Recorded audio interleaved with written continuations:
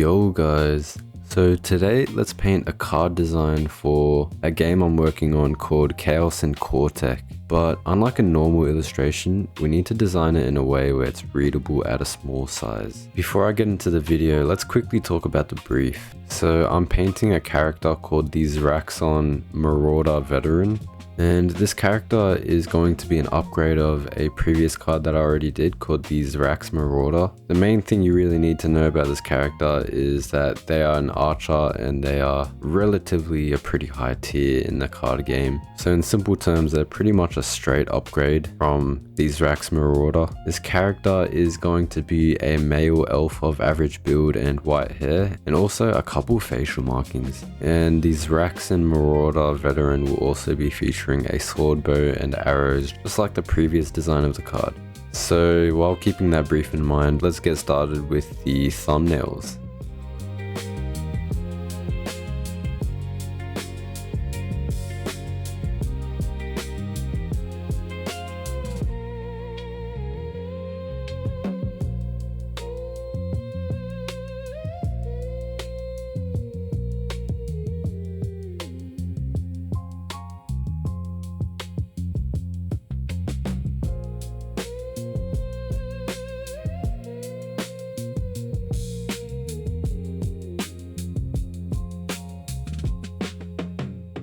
So currently I've drawn a couple sketches of the thumbnails and I'm at a stage where I need to pick one of the thumbnails. I actually really like the way I drew these thumbnails because they both have different intentions. The first thumbnail is more focused on a narrative. As you can see here, there are a bunch of characters following behind our main character, and I feel like it gives this kind of like morale boost type of energy to the whole illustration, which I really like. And the second thumbnail is more designed to be easily rendered because it's at an angle where it shows a lot of perspective and form, so that would be good to implement like proper lighting into the painting. But for now, I'm choosing the first thumbnail because of the multiple characters. The big issue with this is that I've actually never done a card design with multiple characters, so this is going to be tough for me in the sense that I have to hold back on fully rendering the characters at the back and other stuff like that, but we'll focus on it later on. We obviously don't want our character to be blending in with all the other characters, and we want to give each part of the painting a different value, mainly so that our character pops out more and it benefits from the extra readability that we are able to give it. So let's work on these values.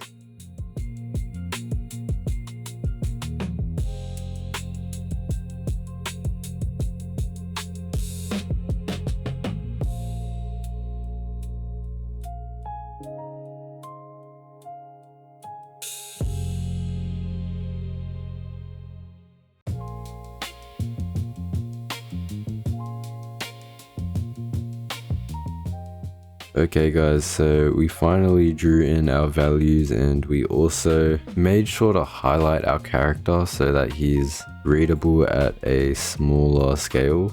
As you can see here, you can even tell who this character is from this kind of distance. So I feel like we were pretty successful with that. What I did was I made the main character have the darkest values so that he actually stands out the most in the painting. And then I made the guys in the back have the second darkest value. So they're still somewhat important, but they're not as important than the main character. And then the background's purpose is obviously to highlight our character and the other characters in the composition. So I feel like we did a very good job when it comes to the values of this painting. Now we need to make sure we preserve these values when moving on with the rest of the painting because it's very easy to lose that readability when you're adding color and all these extra details and stuff. I want to currently talk about the composition techniques that I'm currently trying to implement within our painting. At the moment, we've got 3 main composition techniques that I've tried to introduce within the painting. So the first one being we've got some lines of action, which means we've got subjects in the piece that are pretty much indirectly pointing to our character. So these trees, I placed them here and especially at an angle to quite literally point towards our character, like kind of revolving around our character. So this obviously makes people subconsciously look directly at our character. So this is a composition technique that I use quite frequently. The next composition technique is the values type of composition technique. So I've painted these values in a way where the brightest value is revolving around our character's head and also hand as he's like fist pumping the air. And this also directly leads our viewers' eyes to this part of the composition, which is actually a pretty cool technique in my opinion. And the final composition that we have is mainly the bow in combination with the trees. This kind of helps frame our character. So looking right here, you've got an abstract picture frame of our character in a way.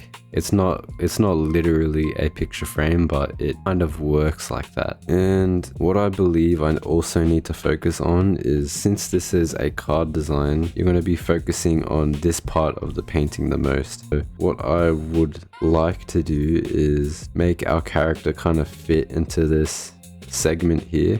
So basically you got the header of the card here, you've got the description of the card in this segment, and then you've got the visuals right in the middle here. So that is something that I was gonna fix, but I actually just ended up fixing it now. Yeah, so right now we just need to preserve the readability then. Jeez. So let's continue this painting and I'll check back with you guys in a bit.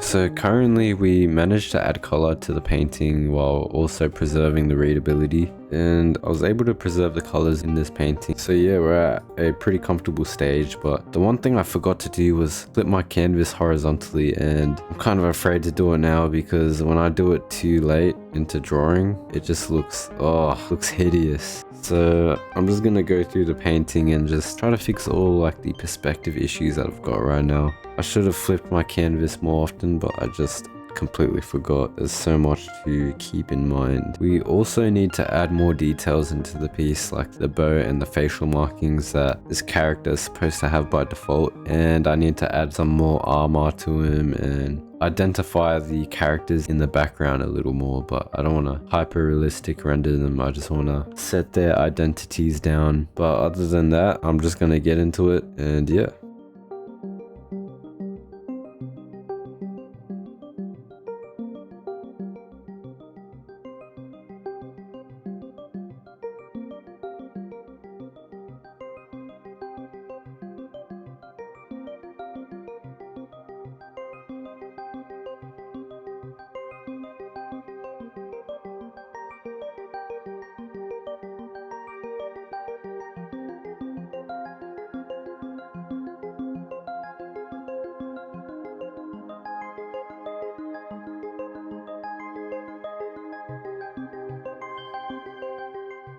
I just realized I went way too far with the perspective when it comes to the trees. Like, I think they should just be going directly up instead, and maybe slightly going outwards, but nothing crazy like what I have right now. It's a bit too much of a fisheye lens, but we will end up fixing it up anyways. So let's get to it.